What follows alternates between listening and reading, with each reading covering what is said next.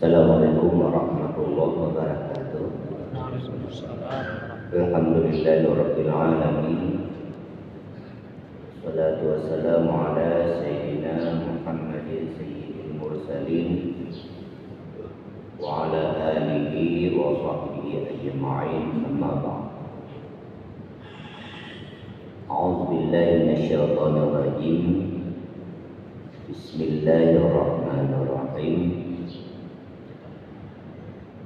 Pada subuh yang mulia ini kita melanjutkan pembahasan tentang masalah taubat.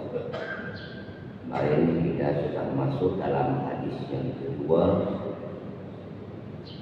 Pada subuh ini kita memasuki hadis yang ketiga tentang masalah taubat dari kitab hadis Dalilul Falihin, syarah kitab Riyadhus Shalihin. An Abi Hamzah Anas bin Malik al-Ansari khadimi Rasulillah sallallahu alaihi wasallam qala Rasulullah sallallahu alaihi wasallam lallahu afrahu bi taubati 'abdihi min ahadikum saqata 'ala ba'ihi wa qad adallahu fi ardi falad. Hadis ini diambil daripada Abi Hamzah, namanya Anas bin Malik al-Ansari, orang Ansar, khadimi Rasulullah. Beliau ini khadim, orang yang selalu membantu Rasulullah sallallahu alaihi wasallam. Qala, Anas berkata, qala Rasulullah sallallahu alaihi wasallam, Rasul bersabda, lallahu, sungguh Allah amat senang, lebih gembira.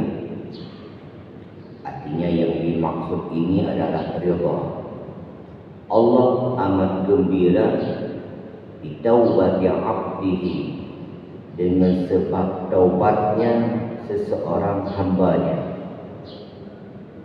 Lebih senang Allah terhadap taubat seseorang hamba min ahadikum, dibanding ada seseorang di antara kamu saqata 'ala ba'iri, yang terjatuh dari atas ontanya, adallahu fi ardi falad, yang kemudian ontanya itu hilang, pergi sesat entah kemana di tanah yang luas.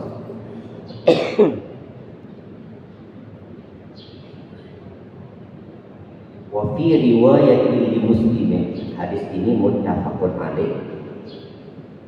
Ini riwayat sampai di sini, riwayat Bukhari demikian, riwayat Muslim juga demikian. Kemudian ada tambahan dalam riwayat bagi Muslim, lallahu asyaddu farha, Allah amat senang di taubat yang abdihi, dengan taubat hambanya, hina yatubu ilaihi. Ada beda riwayat, beda teksnya. Allah amat senang dengan taubat hambanya, hina yatubu ilaihi, ketika ia bertaubat kepada Allah, min ahadikum, dibandingkan ada seseorang di antara kamu, kana ala rahilati, ia berada di atas tunggangannya, kendaraannya di ardi falatin, di dalam bumi yang luas. Fanfalatat minhu, lalu kendaraannya itu lepas daripadanya. Yang namanya kuda mungkin terkejut, dia loncat, orang ini jatuh, kudanya lari. Ini yang dimaksud.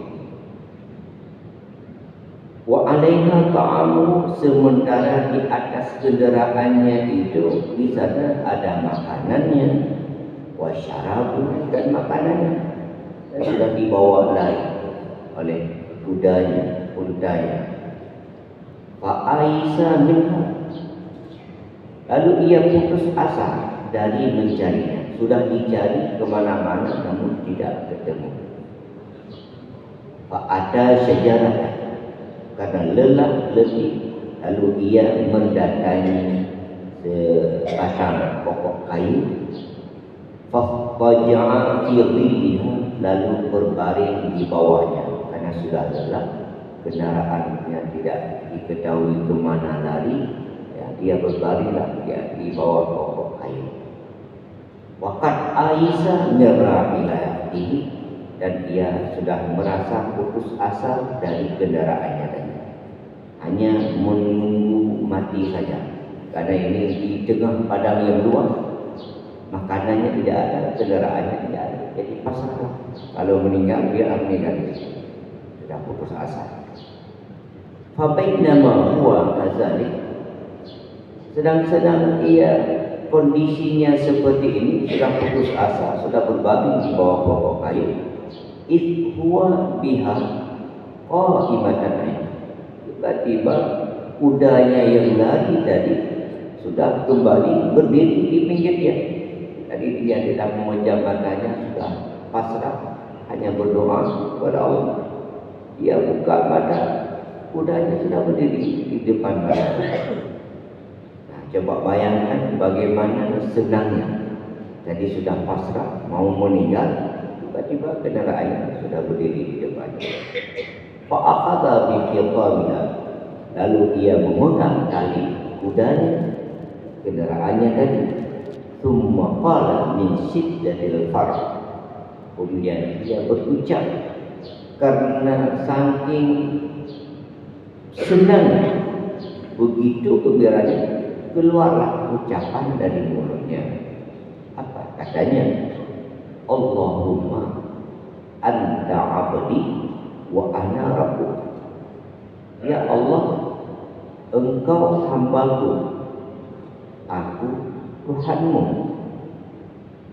Karena kelewat senang, ya Allah, engkau hambaku dan aku Tuhanmu. Akhta'a min syiddatil farah. Kenapa demikian? Ia salah ucap karena terlalu senang. Baik. Jadi hadis ini kita ulang, diambil dari Anas bin Malik. Anas ini khadim, pembantu Rasulullah. Kala Rasulullah hijrah ke Madinah, khadim Anas bin Malik juga ada di Madinah umur 10 tahun katanya. Saya belum 10 tahun. Rasulullah mengunjungi rumah Ummi Salim, rumahnya ibu Anas bin Malik tadi, panggilannya Ummu Salim. Sampai di rumah, dikasih sebiji kurma dan sedikit air mata sapi. Itu yang ada memang, karena beliau miskin, hanya sedikit kurma dikasih oleh Rasulullah, karena enggak ada yang lain. Rasulullah katakan, wahai Ummi Salim, ambil kembali ini kurma dan ini air, simpan kembali. Saya puasa pada Rasul. Lalu Ummi Salim menyatakan, ya Allah, li Huwaisa, inna li Huwaisa, saya punya seorang putra. Apa itu? Itu khadim Anas bin Malik. Tolong ya Rasul, doakan agar dia bahagia di dunia dan akhirat. Maka Rasulullah berdoa. Ini penting, kalau diminta kita berdoa walaupun sedikit. Rasul berdoa, Allahumma rizqhu malan wa waladan wa barik lah. Singkat saja doa Rasul. Ya Allah, rezekikan Anas bin Malik, berikan rezeki kepada Anas bin Malik, wa waladan, malam, rezekikan harta dan anak, dan beri keberkahan baginya. Kata Anas, selain anak dan cucu, cicit-cicitnya itu sampai kepada 125 orang selama beliau masih hidup. Dan Allah rezekikan kepadanya kebunnya itu setahun berbuah 2 kali. Kalau kita biasanya bermangga setahun sekali, ini setahun 2 kali. Dan kebunnya itu wanginya seperti miski. Nah, begitu diberikan oleh Allah berkat doa Rasul. Dan beliau khatib umur 10 tahun diserahkan ibu, ya Rasul, ini anak gunakan dimanakan Rasul perlu. Jadi dalam musafir di rumah beliau siap membantu. Diserahkan anaknya untuk Muhammad Rasulullah. Dan beliau ikut peperangan bersama Rasulullah sampai 20 kali peperangan. Nah, ini orang yang beriman Rasulullah masa yang lalu, anaknya diserahkan. Maka banyak hadis yang diriwayatkan dari Anas bin Malik, karena beliau selalu bersama Rasulullah. Katanya 9 tahun saya di rumah Rasulullah, tidak pernah saya mendengar Rasulullah menegur saya, kenapa seperti ini, kenapa begini, tidak pernah. Walaupun beliau salah, kalau ada kesalahan yang beliau lakukan pada saat menghadim Rasulullah, tidak pernah Rasulullah menegurnya dengan ucapan kenapa.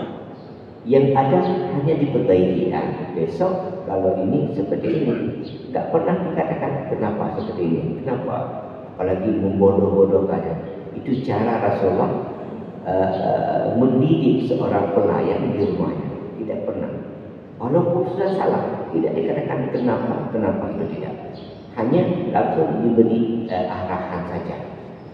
Nah, ini cara Rasulullah mendidik seorang yang membantu. Baik. Jadi hadis ini diambil dari Anas. Ini sekilas tentang sejarah Anas bin Malik.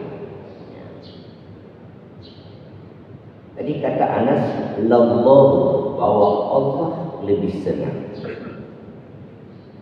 Afraha ini kalimat ia mengikuti sifat nafsaniyah. Biasanya kan kalau senang di dalam hati, marah, gembira, itu sifat hati. Kalau kita bagaimana kalau dikatakan gembira, ada rasa lega. Tapi kalimat-kalimat seperti ini, penyayang, pemarah, kalimat ini kalau dinisbatkan kepada Allah, makna yang diterjemahkan bukan seperti itu. Tapi yang diambil ujungnya. Kalau saya sayang kepada Bapak, ujungnya apa? Akhirnya saya akan membantu. Kalau saya marah kepada seorang anak, akhirnya ujungnya saya akan memberi sanksi.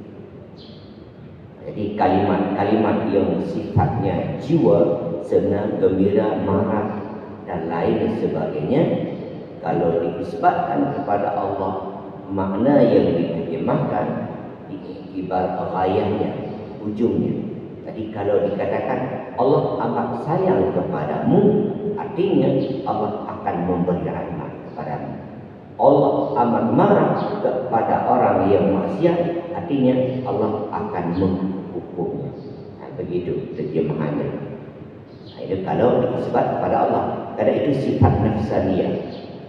Kalau kita berikan makna seperti harfiahnya, apakah Allah seperti manusia? Nah, kalau sayang kan bagaimana sayang? Ada perasaan. Jadi kalau dengan Allah tidak demikian, tapi diiktibar bahaya. Allah amat senang. Artinya Allah beridha. Allah menerima taubat seseorang hamba. lebih ridha Allah min ahadikum di ketimbang ada seseorang kamu jatuh di atas ontanya kemudian ontanya lari. Itu terjadi di padang yang luas. Ini hadis yang ittifaq Bukhari Muslim sampai sini. Dalam riwayat Muslim bunyi teksnya beda. Lallahu asyaddu farhah. Allah amat ridha, amat gembira terhadap taubat seorang hamba dikala ia bertobat dibanding seseorang yang jatuh di atas kenderaan di bumi yang tandus lagi luas, tidak ada apapun di sana, lalu kenderaannya pergi. Itu tadi. Untanya terkejut. Entah apa terkejut. Dia jatuh, untanya lari. Sementara makanan, minumannya ada bersamanya. Dan kita bisa bayangkan kalau di padang pasir yang luas, tidak tahu kemana timur baratnya, tidak ada tempat kita minta bantuan, kendaraan kita lari, makanan, minuman dibawa. Tidak ada tempat kita minta bantuan. Lalu dia mencoba mencari. Setelah ia dari bangun terjatuh, mencoba mencari kendaraannya. Kemana kudanya lari? Fa'aisa minha. Lalu ia putus asa, tidak mendapat. Fa'ata sajaratan, akhirnya kena lelah, sudah letih, dia pergi tidur berbaringlah di bawah pokok kurma, pokok kayu di sana, sambil menyerah, ya kalaupun saya mati, ya matilah saya di sini. Karena tidak ada cara lain, nggak ada orang yang lewat di sana. Kalau kita di hutan belantara, nggak ada yang lewat, tidak ada tempat kita minta bantuan, nggak ada makanan, nggak ada minuman, karena sudah dibawa pergi. Fastajab, lalu ia berbaring, memejamkan matanya. Sudahlah ya Allah, selamatkan saya, atau saya mati di sini. Sedang-sedang dia memejam mata, mendengar ada suara sepertinya yang mendekati. Maka tiba-tiba dia buka mata, ternyata kudanya sudah kembali, karena tadi terkejut. Sebab binatang tahu juga ya, kalau sudah bersahabat dengan kita, walaupun pergi, ia akan mencari. Karena kita sudah putus asa, di saat itu Allah beri kemudahan. Kemarin minggu yang lalu kita sudah di awal bab ini, kita membaca ayat inna ma'al usri yusra. Inna ma'al usri yusra. Dalam kesukaran itu di sana ada kemudahan. Setiap kesulitan pasti ada kemudahannya. Kapan waktunya? Waktunya kita tidak tahu. Kita berhadapan dengan persoalan ekonomi, ada persoalan pekerjaan. Di saat kita mendapat kesulitan, jangan menyerah, tapi terus berjuang. Di sana ada kemudahan yang Allah tempatkan. Hanya menunggu waktu. Dan biasanya kemudahan itu, kalau ujian, tantangan sudah terlalu berat, itu pertanda keberhasilan sudah mendekati. Idza stadda bala faqad qaruban najah. Kalau ujian itu sudah terlalu berat dan tinggi, ingat bahwa kemenangan sudah di depan mata. Maaf kalau orang perempuan melahirkan, pertama sakitnya sedikit, terus semakin memuncak sakit, itu pertanda anak akan lahir, akan begitu. Selesai itu selesai, hanya kemenangan yang kita dapat. Nah, ini diartikan hadis ini oleh para penafsir. Di inna ma'al usri yusran, kemarin kita melihat pada bab ini. Dalam kesulitan ada kemudahan. Dikala sudah sampai kepada puncaknya, kita jangan berputus asa, terus berdoa. Nah, itu kemenangan, kesempatan, kelonggaran ada di depan mata. Nah, di saat ini orang ini sudah putus asa, beliau berbalik memejam matanya, dialah saya meninggal di sini. Kudanya sudah kembali berdiri di depannya dengan makanan dan minuman yang ada bersamanya. Begitu melihat kudanya sudah berdiri di depannya, dia tahu yang punyanya tadi Itu gembiranya. Coba bayangkan kira-kira kalau kita gembiranya dengan mungkin di tengah laut kita tenggelam, perahu, kapal, enggak ada yang membantu. Yang ada hanya bisa menggantung diri di jerigen kosong dan ataupun ke lembar papan. Tiba-tiba ada perahu yang datang menjemput kita. Kita di tengah lautan luas, dihempas gelombang, kita sudah lapar, haus, seperti orang yang terdampak waktu tsunami dulu. Nah, ini pengalaman saudara-saudara kita yang terdampak di laut sampai 1 minggu, tiba-tiba diambil oleh kapal, pesiar dan lain sebagainya. Kira-kira kalau kejadian ini di Arab kita, gembiranya gimana? Enggak tahu bagaimana, luar biasa. Tapi ketahuilah, sebegitu tinggi kegembiraan kita, Allah lebih senang lagi kalau kita mau taubat. Nah, ini kan kita bicara masalah taubat tadi kan.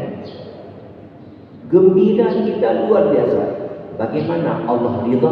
Allah lebih dari itu kalau kita mau taubat. Jadi keinginan Allah, maunya Allah, kita di saat salah jangan terus di dalam kesalahan. Tapi di saat salah maunya Allah kita taubat dan Allah amat senang. Tidak ingin Allah menyiksa hambanya, tapi yang diinginkan Allah kita kembali kepada jalannya dan Allah amat senang. Nah, ini kembali kepada dasarnya. Lallahu afrah ataupun Allahu asyaddu. Jadi keinginan Allah kita taubat. Allah selalu memanggil tubuh ilallahi taubatan nasuha. Allah selalu memanggil kita. Setiap saat Allah memanggil kita. Tapi kenapa kita tidak mau kembali? Nah,